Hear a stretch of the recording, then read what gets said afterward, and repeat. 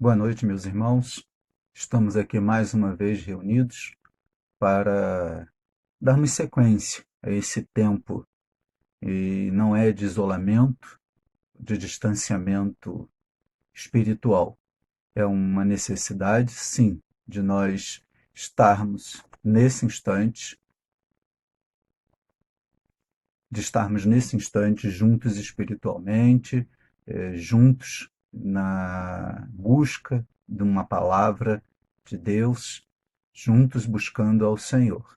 Então, nós vamos dar essa sequência a esse momento de busca, esse momento de estudo da palavra, usando essa tecnologia, usando esses recursos que estão disponíveis a nós, para que nós possamos glorificar ao nosso Deus. Deixa eu tentar aqui fazer algo. Como os irmãos sabem, eu sou meio ou completamente analfabeto digital, então ainda vou apanhar um pouquinho com isso, tá ok? Então nós vamos estar participando aqui juntos, estamos tentando, né, também, parece que o seu Evanderson, perdão, ele pode participar conosco, nos trazendo um louvor, uma adoração, mas como é a primeira vez, eu ainda vou apanhar um pouquinho aqui nos comandos, tá? Então, enquanto ele não chega, eu quero fazer algumas sugestões, né? Além de nós estarmos sempre orando, estarmos sempre pedindo a Deus por esse momento que o país está vivendo, orando pelas nossas autoridades, orando pelos nossos irmãos que estão na linha de frente, todos os profissionais da área médica, os profissionais da área de segurança, as pessoas que precisam estar trabalhando, né, nas farmácias, enfim, o país de fato não pode parar, né? Então nós não temos como ter todo mundo isolado, todo mundo nesse distanciamento social.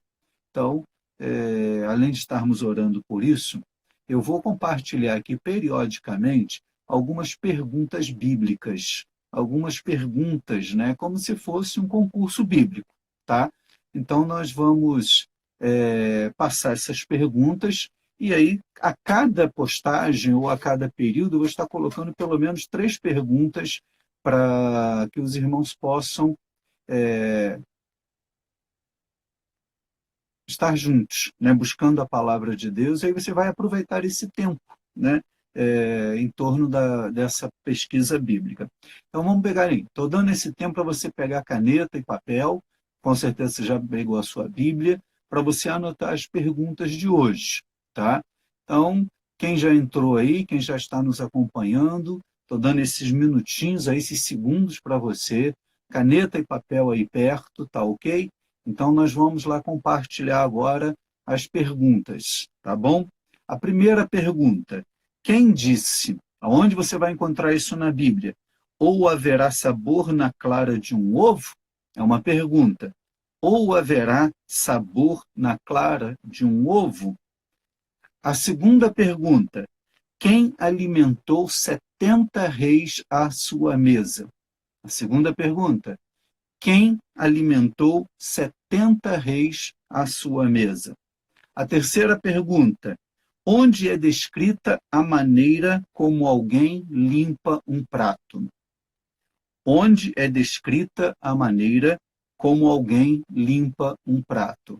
Vou repetir as perguntas, tá ok? Quem disse: ou haverá sabor na clara de um ovo? Segunda pergunta: quem alimentou 70 reis à sua mesa?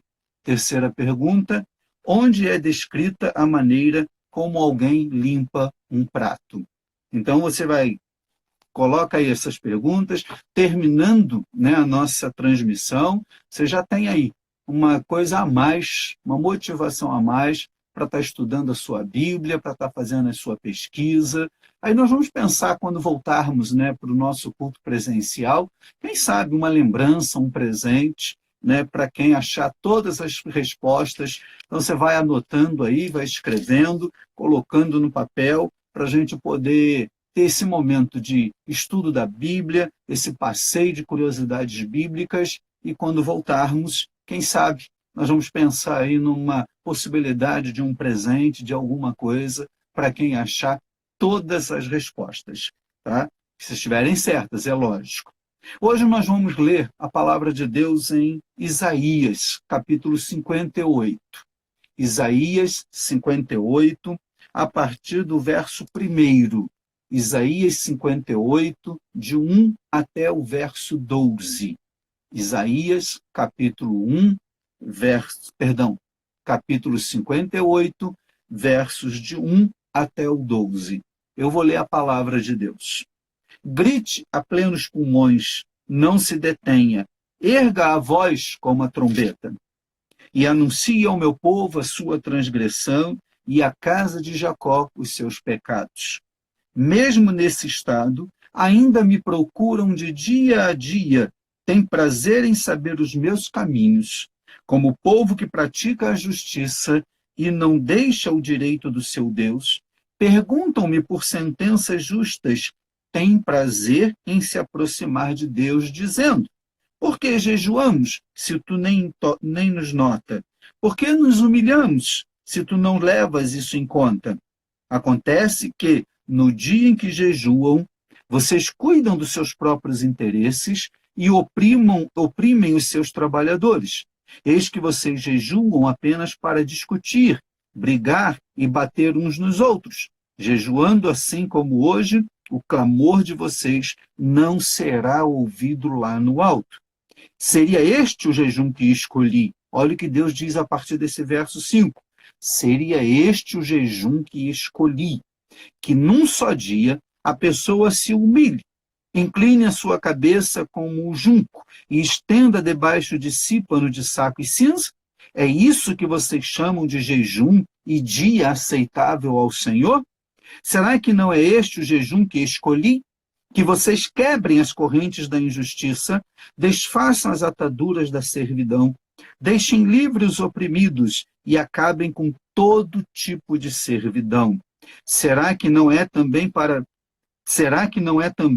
que vocês repartam o seu pão com os famintos, recolham em casa os pobres desabrigados, vistam os que se encontrarem nus e não voltem as costas ao seu semelhante? Então a luz de vocês romperá como a luz do alvorecer, e a sua cura brotará sem demora, e a justiça irá diante de vocês, e a glória do Senhor será a sua retaguarda. Então vocês pedirão ajuda, e o Senhor responderá. Gritarão por socorro, e ele dirá: eis-me aqui. Se tirarem do meio de vocês todo tipo de servidão, o dedo que ameaça e a linguagem ofensiva, se abrirem o seu coração aos famintos e socorrerem os aflitos, então a luz de vocês nascerá nas trevas, e a escuridão em que vocês se encontram será como a luz do meio-dia. O Senhor os guiará continuamente. Presta atenção nessa descrição. E lhes dará de comer até em lugares áridos, e fortalecerá os seus ossos. Vocês serão como um jardim regado e como um manancial, cujas águas nunca secam. Vocês reconstruirão as antigas ruínas, levantarão os fundamentos de muitas gerações e serão chamados reparadores de brechas e restauradores de veredas, para que o país se torne habitável. Eu vou repetir esse último verso. Marque ele aí na sua Bíblia, o verso 12. Vocês reconstruirão as antigas ruínas, levantarão os fundamentos de muitas gerações e serão chamados de reparadores de brechas e restauradores de veredas, para que o país se torne habitável. Graças a Deus. Vamos orar? Senhor Deus, nosso bondoso Pai, muito obrigado por estarmos juntos novamente. Muito obrigado, Pai, porque nesse momento de distanciamento físico, nesse momento, ó Pai, de tantas inquietações, o Senhor nos permite, através desses meios digitais, estarmos próximos, de estarmos celebrando com o mesmo espírito, com a mesma vontade e sentindo que estamos na presença do Deus Todo-Poderoso. Obrigado por este dia que o Senhor tem nos acrescentado. Obrigado, ó Pai, por cada pessoa que está acompanhando esta transmissão, por cada lar que está se reunindo em torno da Tua palavra nesse instante. Pai, que Teu Espírito Santo tenha liberdade de aplicar a Tua palavra em nossos corações. Ajuda-nos, ó Pai, neste momento e fala aos nossos corações. E que nós possamos ouvir agora apenas a Tua voz e que o Senhor sonde os nossos corações e nenhum outro som, nenhuma outra voz neste momento venha atrapalhar a voz do Senhor em aplicar a Tua palavra em nossas vidas. Obrigado, Pai, por este tempo. Obrigado por cada pessoa que está nos acompanhando. Em nome de Jesus que eu oro, agradecido. Amém. Interessante que o profeta Isaías está aqui trazendo que jejum que agrada a Deus. Então, nós já podemos passar do negativo para o positivo, porque ele começa descrevendo o jejum que não agrada ao Senhor. É aquele jejum que é basicamente quando Jesus está lá, né, em Mateus 6, lá aquele monte de ais em cima dos escribas e dos fariseus, e ele ali no verso 16 até o 18, né, ele diz, olha, vocês são como sepulcros caiados, por fora bonito, pintados, são até bonito de se ver, mas por dentro é podridão. É essa espiritualidade que Deus não espera de nós. É essa espiritualidade apenas de um exercício exterior, de apenas atos externos. Isso não atinge o coração de Deus, isso não agrada ao Senhor, isso é abominação aos olhos de Deus. Então, fazer jejum só para tentar agradar ao Senhor é perda de tempo. É totalmente desnecessário. Não há razão de ser.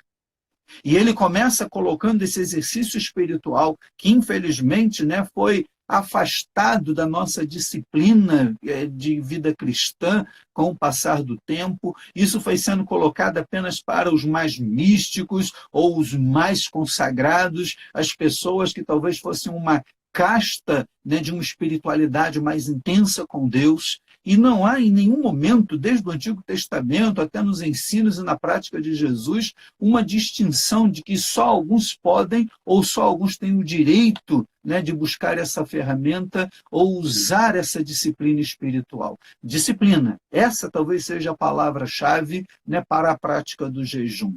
Então, voltando ao texto em específico, Isaías está aqui sendo usado por Deus para nos mostrar que nós não precisamos tentar ou não podemos tentar enganar Deus.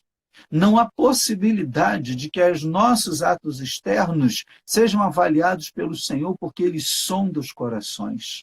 Ele sabe o que é a nossa vida. Ele sabe o que está lá no mais íntimo do nosso ser. Ele sabe, né, o que nós estamos tentando colocar diante dele. Então ele não vai se comover, Deus não vai estar sensibilizado quando ele sabe o que de fato está no coração. Porque ele não nos julga, ele não recebe a nossa adoração pelo exterior. Ele sonda o coração. Ele esquadrinha o nosso ser. Os pensamentos mais íntimos, mais pessoais, estão ao alcance de Deus. Interessante que algumas coisas ele coloca aqui como impedimento, inclusive, né, desse jejum. Ele coloca, por exemplo, lá no verso de número 3, as pessoas estão ocupadas com as suas coisas, ou seja, elas são egoístas, elas são extremamente egocêntricas. Então, o jejum, que deve ser um momento de me separar para estar na presença de Deus, de eu me quebrantar diante do Senhor, é algo para ser tratado em mim. E eu estou ali ainda focado com os meus problemas, com as minhas dificuldades, eu estou lá pensando apenas talvez num benefício, num retorno que aquele jejum vai me trazer. Então Deus já está abominando aqui no verso 3. Não adianta, é para ser tratado por Deus.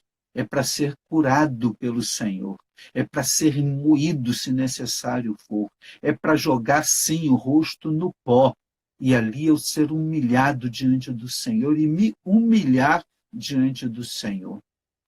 E mais adiante ele costuma dizer, ele não são esses jejuns ou essas orações não são ouvidas porque os meus relacionamentos interpessoais não são saudáveis.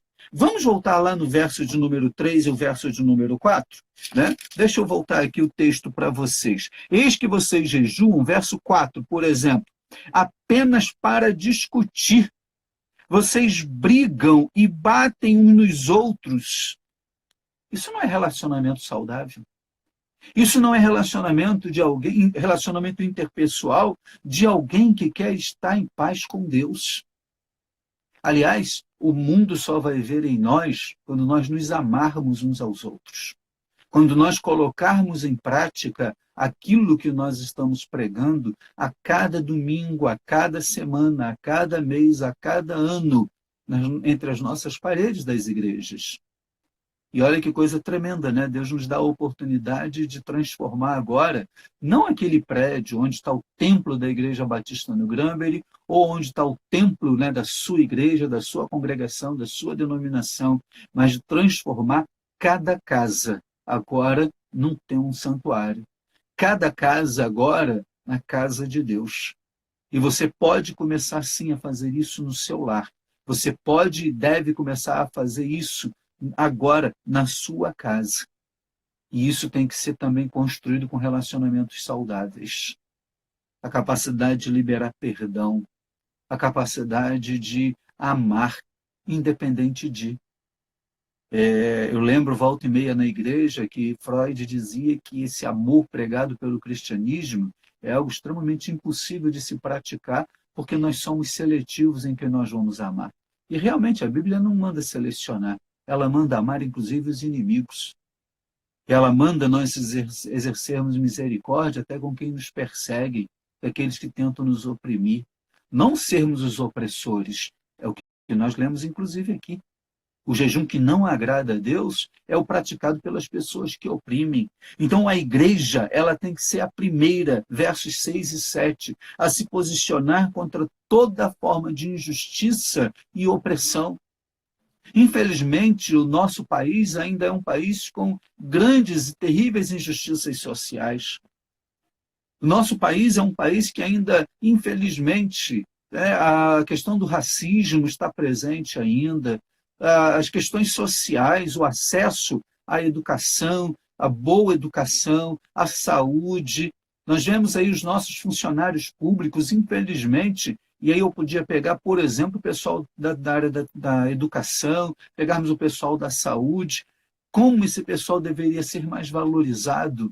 Mas, infelizmente, ainda vivemos, né, num país de muitas injustiças, onde há uma concentração de renda, né, numa minoria, e a grande massa desse país está aí sofrendo, e sofrendo muito.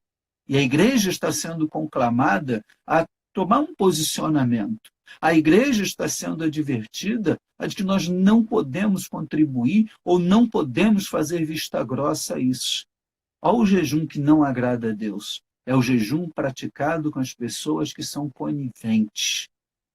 Tiago, eu vou novamente lembrar, aquele que sabe fazer o bem e não o faz, comete pecado. A omissão da igreja é pecado diante de Deus. Não estou aqui dizendo que a igreja ela tem que se tornar um caminho político, a transformação. Não. Eu estou dizendo que a igreja tem que começar, pelo menos, a dobrar os seus joelhos e pedir que Deus levante nessa nação homens como José no Egito, homens como Daniel na corte da Babilônia, mulheres como Esther na corte e que foi usada por Deus para salvar o seu povo. Homens e mulheres que sejam de fato homens e mulheres de Deus e que possam estar nos postos chaves deste país para que essas injustiças sejam diluídas com o passar da história. Mas a igreja ela está sim tendo que fazer o seu papel. Nós pulamos agora para o verso de número 8. E que coisa tremenda esse versículo. Então a luz de vocês romperá como a luz do alvorecer. E olha aí, a cura brotará sem demora. A justiça irá diante de vocês e a glória do Senhor será a sua retaguarda. Quando a igreja de Jesus compreende qual é o verdadeiro jejum, ou como ele deve ser de fato praticado, a cura vem. A cura que começa pela igreja. A cura e a restauração que tem que começar pela própria igreja. Não adianta, meus irmãos, nós orarmos pela cura da cidade, pela cura do Estado, pela cura do país, se a igreja está doente, manchada pelo pecado. Se eu, como pastor, tenho pecados de estimação no meu coração. Não, nós temos que começar em nós. Nós primeiro temos que ser tratados. Nós, em primeiro lugar, é que precisamos nos humilhar diante do Senhor. E aí vem sim esse grande avivamento, esse grande despertamento, e aí Deus promoverá a luz ao alvorecer, e a cura brotará sem demora, e a justiça irá adiante de vocês, e a glória do Senhor será a sua retaguarda. Porque, inclusive, tudo que fizermos como igreja, não é para nome de pastor, nome de denominação, de igreja local, placa de igreja. Não, é para a glória do Senhor. Então, quando nós pedimos a cura da igreja, quando nós pedimos por nossas vidas, nos humilhando diante do Senhor e começando pela prática do jejum, depois ele atinge sim a cidade. Vamos lembrar, né, um texto muito conhecido dos irmãos, a experiência de Jonas, quando ele vai pregar em Nínive. Apesar de ter sido um homem extremamente desobediente e incoerente, por que incoerente? Porque quando Jonas é abordado lá pelos marinheiros, quando o navio está quase afundando, Jonas se apresentando diz: eu sou hebreu e temo ao Senhor. Que falsidade, né? Que hipocrisia de Jonas. Ele dizia que temia ao Senhor, mas ele desobedeceu. Então o temor que ele tinha a Deus não foi suficiente para ele obedecer. E aqueles homens, aqueles marinheiros, inclusive, foram mais coerentes, né? Foram mais éticos, porque eles, inclusive, não queriam matar Jonas. Quando Jonas disse: olha, me joguem no mar, porque eu sei que eu sou o problema. E eles, quando viram que não tinha jeito, porque tentaram com suas forças levar o navio até a costa, eles falaram: olha, Senhor, não nos cobre este sangue, não nos puna por causa deste sangue. E aí, então, que eles jogaram Jonas. E aí Jonas chega lá em Nínive. Jonas prega. As pessoas primeiro já ouvem Jonas pregando sobre a ira de Deus, o castigo de Deus, e eles se impõem um jejum e chega ao conhecimento do rei de Nínive e ele baixa um decreto. Perceberam como é que as coisas foram evoluindo até chegar às autoridades? E aí veio a cura da cidade. Perceberam a relação que tem a experiência de Jonas pregando arrependimento, pregando a confissão de pecados, e quando o rei impõe o jejum, nem animais vão comer ou beber. Quem sabe, ou seja, não era uma troca. Ah, vamos fazer e Deus vai nos poupar. Vamos fazer e Deus vai nos abençoar. Vamos fazer e Deus vai nos livrar. Não, no decreto o rei disse: quem sabe? Ou seja, vamos fazer a nossa parte. Se for suficiente, Deus há de nos abençoar e vai nos livrar deste mal. E foi agradável aos olhos do Senhor, e Nínive não foi destruída. Olha só o que Deus diz. Quando nós praticarmos o verdadeiro jejum, quando abrirmos de mão da violência, da língua maledicente, da opressão, quando não formos perpetuadores, mesmo que de forma inconsciente, da injustiça social, quando nós usarmos as estruturas que nós temos, quando usarmos os dons que nós temos, quantos profissionais liberais nas nossas igrejas que poderiam doar 1 hora do seu dia durante a semana, 1 hora, para abençoar alguém? Quantas pessoas poderiam colocar à disposição, né, todos os seus parte dos seus recursos, parte do seu tempo, parte dos seus talentos? Com certeza nós poderíamos amenizar a dor e o sofrimento de muitas pessoas. Ah, pastor, mas não vai resolver o problema do Estado, não vai resolver o problema do país, mas vamos poder dizer ao Senhor: fizemos a nossa parte. Aquilo que estava ao nosso alcance foi feito. E aí sim, o nosso jejum será agradável ao Senhor. E aí sim, a cura da nossa alma, a cura da igreja, a cura da cidade, a cura da nação chega. E aí eu quero encerrar destacando o verso de número 12, que fiz questão, inclusive, de ler 2 vezes, porque eu acho que ele tem muito a ver desse momento da nossa busca e esse momento que o país e o mundo está vivendo.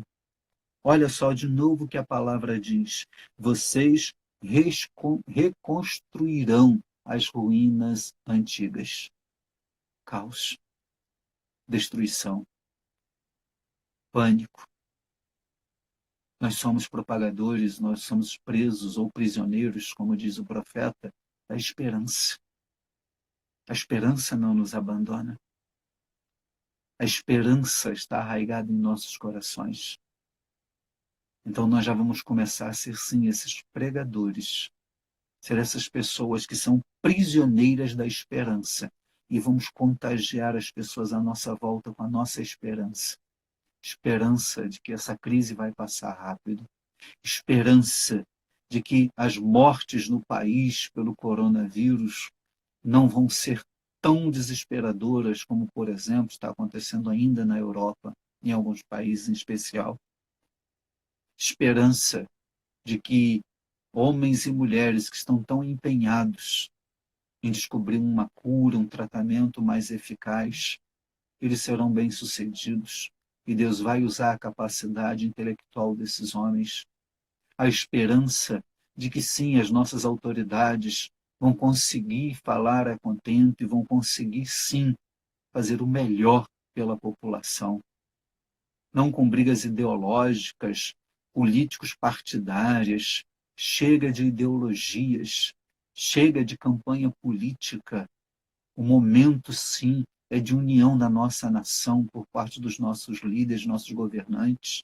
O momento é, sim, de pedirmos que Deus dê a eles sabedoria e discernimento. Não estamos aqui para votar em ninguém, não é mais momento de palanque.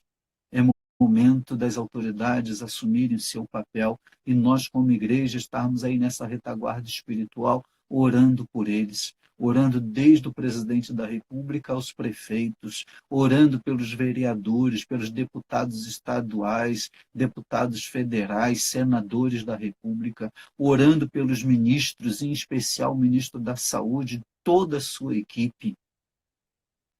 Nós é que somos os prejudicados se isso virar também uma guerra política partidária. Então vamos estar pedindo a Deus para que Deus tenha misericórdia e olha só, vocês reconstruirão as antigas ruínas. Ontem eu falei que eu creio que Deus vai estar nos dando essa oportunidade de, após esse isolamento, nós voltarmos a congregar, nós estarmos juntos, né, comunitariamente, fisicamente, e sermos uma igreja mais forte, uma igreja muito mais responsável, uma igreja muito mais focada na vontade de Deus.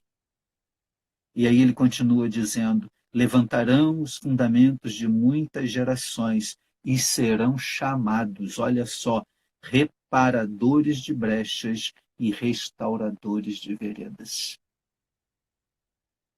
Que sejamos esse instrumento, meus irmãos. Que o jejum que vamos começar a praticar a partir de agora seja um jejum em que Deus está tratando a cada um de nós e nos capacitando a sermos esses restauradores.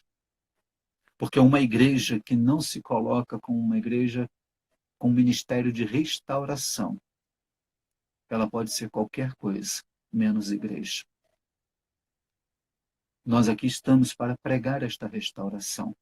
Restauração da paz dentro dos lares, restauração da paz, a política do nosso país, restauração da paz dos empresários que estão preocupados com os pagamentos, com os empregos, restauradores de harmonia, restauradores de uma fé genuína, verdadeira no nosso Deus. Não uma religiosidade de aparência, daquela que é abominável por Deus, lá no início do capítulo 58 de Isaías. Deus não está preocupado com essa ostentação. Ele quer que nós realmente rasguemos o nosso coração, não as nossas vestes, como eu li ontem. Ele quer que nós realmente pratiquemos este jejum. Então, para nós encerrarmos, eu quero enfatizar: Jejum é diferente de dieta ou greve de fome. São coisas bem distintas. Jejum é disciplina espiritual. Jejum é busca daquilo que Deus quer para as nossas vidas. Jejum é para ser tratado pelo Senhor e é feito para o Senhor. Jesus, lá no capítulo 6 de Mateus, diz que os homens não precisam, não devem saber, através do abatimento do nosso rosto, que estamos jejuando. Porque se eu faço isso, eu já recebi o mérito, porque eu queria que as pessoas vissem e as pessoas contemplassem o quanto eu sou espiritual, o quanto eu sou disciplinado nessas coisas. Não, Jesus manda, inclusive, que se lave o rosto, que ninguém saiba. Assim como aquela oração secreta, é o jejum também. É entre você e Deus. Então, se você estabelecer a partir de hoje um tempo de jejum, cuidado, não vote algo a Deus que você não vai cumprir. Quero lembrar, e aí temos que ter esse cuidado, existem pessoas que não podem passar muito tempo sem se alimentar. Existem pessoas que têm restrições a isso, que por uma questão de saúde precisam sim, a cada 3 horas, estar comendo alguma coisa, nem que seja uma fruta, né, intermediando ali as refeições principais. Então estabeleça uma outra forma de você estar se humilhando diante de Deus. Se você pode jejuar um dia todo, numa semana, ou dentro de um mês, não tem problema. Quando o jejum começou, era para ser feito apenas um dia e nas principais festas dos judeus. Ou seja, praticamente entre 3, 4 vezes por ano. Depois aconteceram algumas adaptações, algumas adequações, né, à rotina das pessoas, e alguns depois começaram a, inclusive, colocar isso como se fosse algo daqueles que fossem o suprassumo da espiritualidade e dessa intimidade com Deus. Mas o que Deus espera de nós é algo extremamente voluntário, é algo extremamente pessoal. Então, se você está hoje com esse propósito, eu quero voltar a jejuar ou eu quero jejuar a partir de agora, estabeleça com Deus. Peça orientação a Deus sobre esse tempo de jejum. Talvez você vai me perguntar, pastor, eu não posso fazer restrições alimentares, eu não posso fazer jejum de me alimentar, de beber água ou abrir mão do sexo, enfim, não tem como essa conciliação dessas coisas todas. Eu posso fazer um jejum de internet, eu posso fazer um jejum de WhatsApp, se é isso que te dá mais prazer, isso vai afligir de alguma forma a sua alma. E se você vai usar esse tempo para estar em oração, para estar ali buscando a Deus, estar ali em contrição, pedindo para que o Espírito Santo traga à sua memória aquilo que precisa ser tratado, vícios, pecados que precisam ser confessados. Então comece por aí. Eu não vejo problema nenhum em darmos essa contextualização para os nossos dias. Não há uma restrição na Bíblia em relação a isso, porque a prática do jejum é eliminar aquilo que dê prazer. Ao eliminar isso, ao afligir a minha alma, eu estou em esta alma conectando cada vez mais ela com Deus. É um princípio basilar da prática do jejum. Outra coisa muito importante, vou repetir, jejum não é moeda de troca. Lembra da citação que eu fiz lá do rei de Nínive? Quem sabe Deus. Ou seja, ele não disse que Deus iria mudar a ideia, Deus iria resolver as coisas, Deus não iria mais castigá-los, porque eles estariam jejuando como uma nação, como toda uma cidade. Não, de maneira nenhuma. Ele foi muito claro e foi muito objetivo e muito feliz. Quem sabe? Ou seja, a decisão final, a palavra final, o desígnio final viria da parte de Deus. Então, não é moeda de troca. Não adianta, por favor, não vá jejuar para que alguém descubra a cura do coronavírus. Não vá jejuar para que você não perca um emprego. Não vá jejuar para que você, como eu disse ontem, tenha um casamento, né, enfim, invejado por todos, ou um casamento perfeito. Não. Jejum é para você ser tratado. Jejum é para você estar ali se aproximando cada vez mais de Deus, tendo um contato, uma intimidade que você nunca experimentou com Ele. Por isso ele é secreto. Por isso que ele é pessoal. Por isso que ele não precisa ou não tem necessidade de ser compartilhado com outras pessoas. Então, o principal motivo do jejum é mudar a nós mesmos. Não é mudar Deus. Não é sensibilizar Deus.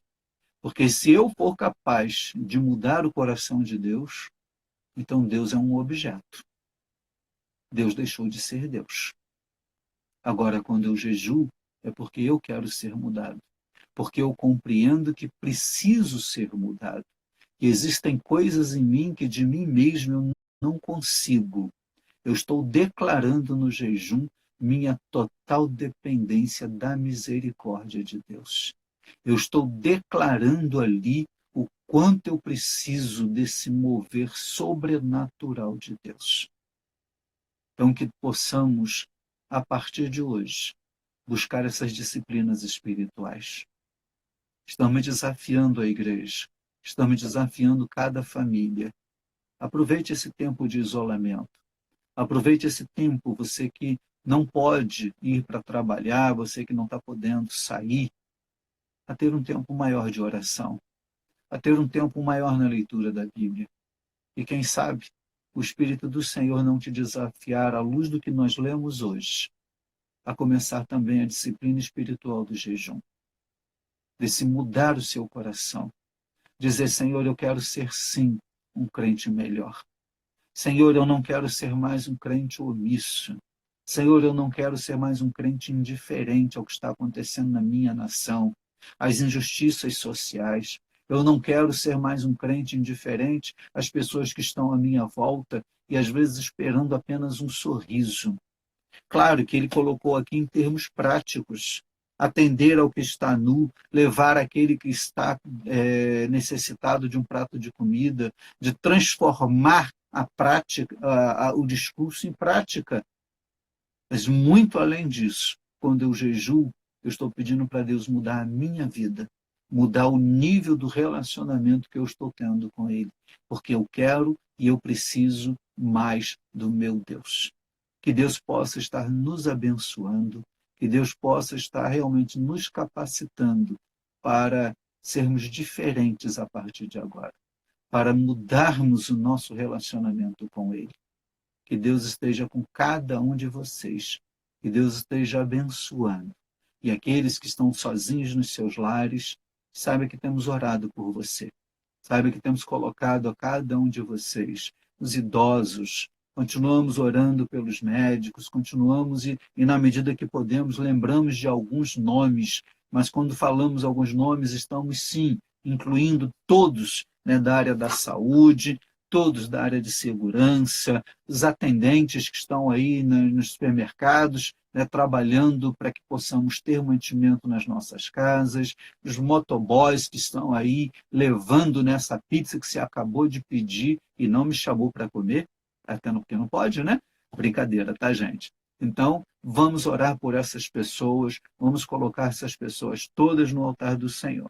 Antes de orarmos, vou repetir para os que chegaram depois, tá? Lançamos 3 perguntas, 3 curiosidades bíblicas, e a cada 2 dias, talvez, a gente vá colocando mais. E aí você, sempre que puder, tenha caneta, papel aí do seu lado, que aí você vai anotar, vai ter tempo de pesquisar, vai aproveitar esse tempo aí de ociosidade forçada, né? Então, em vez de ficar só assaltando a geladeira, em vez de ficar só preocupado, né, que o pote de sorvete já está acabando e a caixa de bombons está esvaziando, então você vai também ter agora a oportunidade de buscar essas curiosidades bíblicas.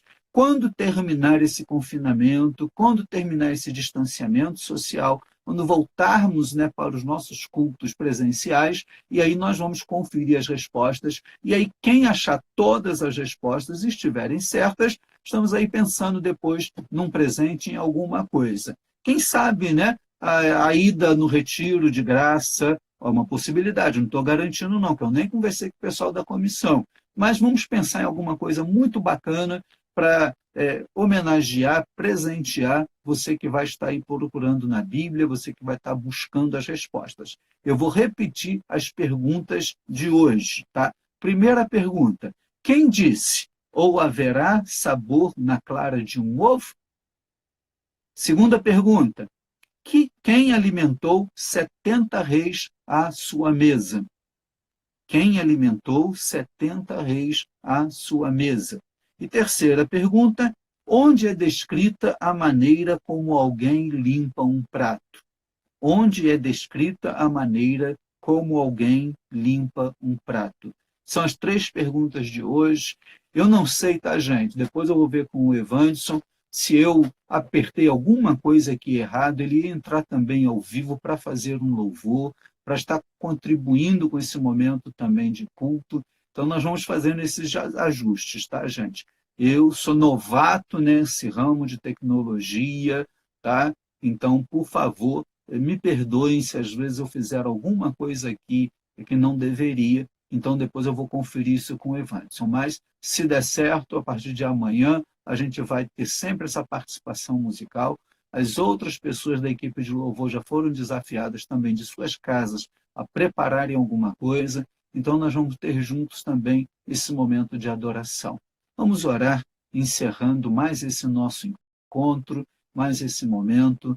Espero ter ajudado, ter esclarecido, e eu quero te desafiar. Volte à leitura desse texto, Isaías 52, de 1 até o 12, para ver o jejum que agrada ao Senhor e, quem sabe, a partir de hoje, você começar essa prática espiritual, essa disciplina espiritual para o seu crescimento e para a sua intimidade com Deus. Que Deus esteja te abençoando. Vamos orar nesse momento.